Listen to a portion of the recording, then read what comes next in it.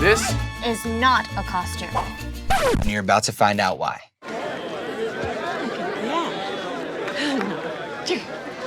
Play. So put the sombrero down and step away.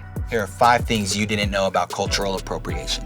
Number 1, it's been happening for centuries, but we've just started talking about it. If it feels like cultural appropriation became a hot topic overnight, that's because it sort of did. Very simply, cultural appropriation is the inappropriate use of one culture by another more dominant culture, usually without permission. What the hell are you wearing? It's fine. Excuse me?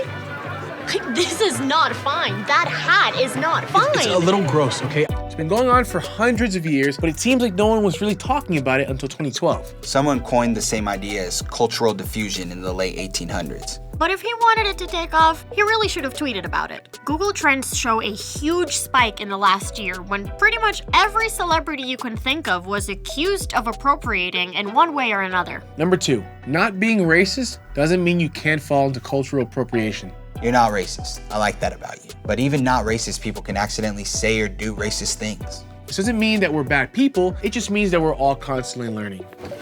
Isn't it kind of racist? What's racist about it? It's a uniform.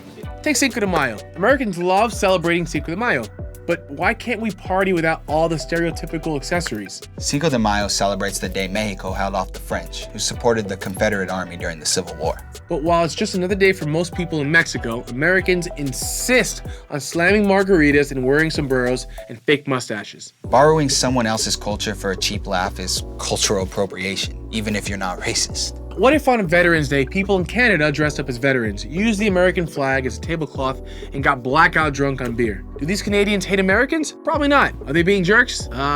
Yeah. Number 3, but not everyone has the power to culturally appropriate. It might actually be a beautiful thing if power dynamics weren't at play. One culture borrowing from another culture, the fair exchange of fashion and food. But cultural appropriation happens when a dominant culture picks and chooses what they like from a less dominant culture. This is what I'm imagining, authentic Mexico. You see the little lady making homemade tortillas in the corner? But can a marginalized group appropriate from a more dominant culture? I'm so happy you asked.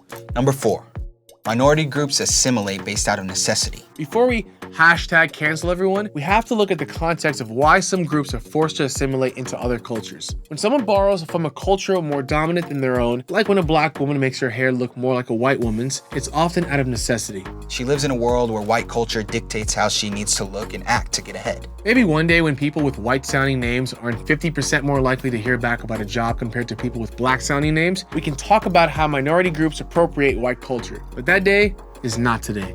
Number 5, you can culturally appreciate and not appropriate. Are you worried about appropriating? Experts suggest that one way to make sure you're appreciating is to participate in cultural exchange, not culture taking. Culture taking is a major fashion brand using Native American culture, slapping it on the runway, and selling it to the New York elite. There's no exchange. Native culture is used but completely removed from the transaction. So how can you make sure you're appreciating culture responsibly, even if you're not the head of a major fashion label? Get consent from people in the culture you're borrowing from. Before you borrow, not after. Basically, run it by a friend. Looks fine. You look like a tablecloth. And when you benefit from borrowing from another culture, share the wealth. Give credit where credit is deserved. How do you appreciate, not appropriate? Tell us in the comments. Share this video if we should appreciate, not appropriate.